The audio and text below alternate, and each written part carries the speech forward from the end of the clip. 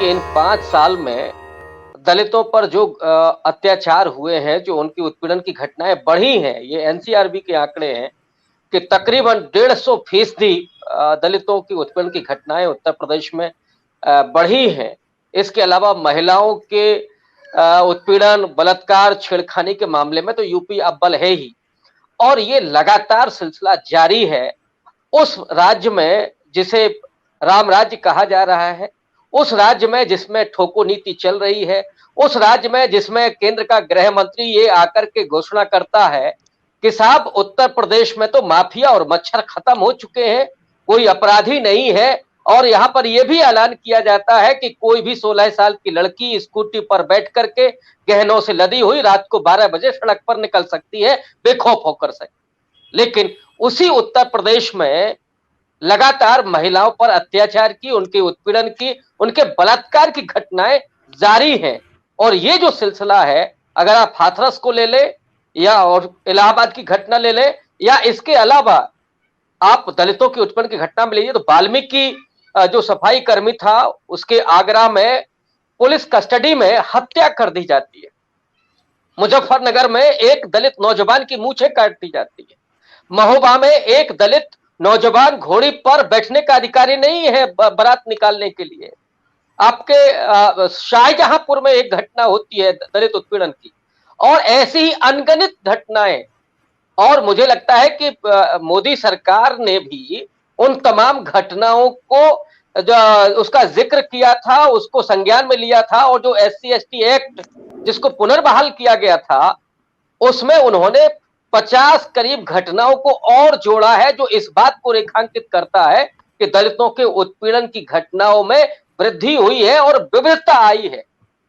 दलितों के मनोबल को कैसे तोड़ा जाए, सिर्फ ये नहीं है कि उनको गालियां दे करके, उनको खाट से उतार करके, बल्कि अगर जरूरत पड़ती है कि जो सामंती समाज है वो उनकी महिलाओं के साथ अत्याचार भी करता है। और ये जो मसला है इसको मैं एक नए उसमें देखता हूं कि जो सामाजिक समीकरण है, दरअसल देश की आजादी के बाद को अगर आप याद कीजिए, तो आज हम लोग 27 नवंबर को बात कर रहे हैं। 26 नवंबर 1949 को संविधान पारित हुआ था और उसके एक दिन पहले बाबा साहब डॉक्टर अंबेडकर ने जिन चुनौतियों की बात की थी उसमें एक चुनौती ये थी कि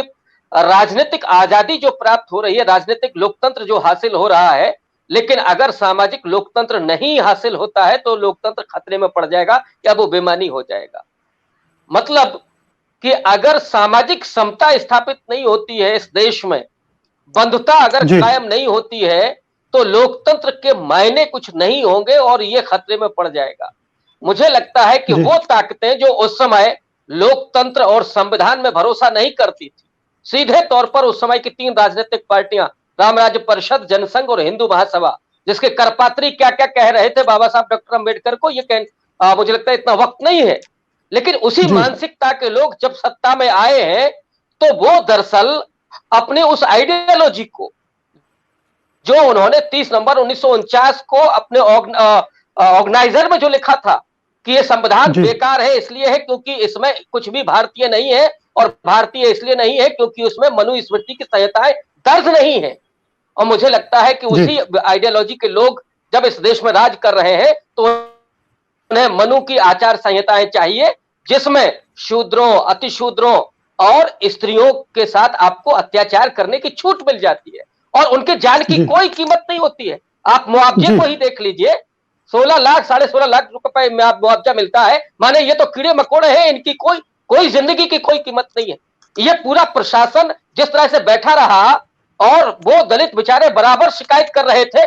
उनके हत्या कर दी जाती है, उसके बाद भी पुलिस प्रशासन लगातार ये सोचता रहा और लोगों को गुमराह करता रहा कि साहब ये मीडिया में सुर्खी ना बने। अभी भी देखिए जो इलेक्ट्रॉनिक मीडिया है उसमें इस मुद्दे को नहीं उठाया गया है कि वह चुनाव का कारण है कि जो 4% पासी बिरादरी है, 21% जो दलित है, कहीं हमसे खिसक ना जाए। आप हत्या कर सकते हैं, बलात्कार कर सकते हैं, लेकिन चूंकि लोकतंत्र में उनकी वोट की ताकत है इसलिए आप कुछ न्याय करते हुए दिख रहे हैं। सच्चाई ये है कि आप उस मानसिकता के हैं जहां दलितों के उस मनोबल को तोड़ करके, उनको फिजिकली टॉर्चर करके, उनके सामाजिक रूप से उनको बहिष्कृत करना चाहते हैं।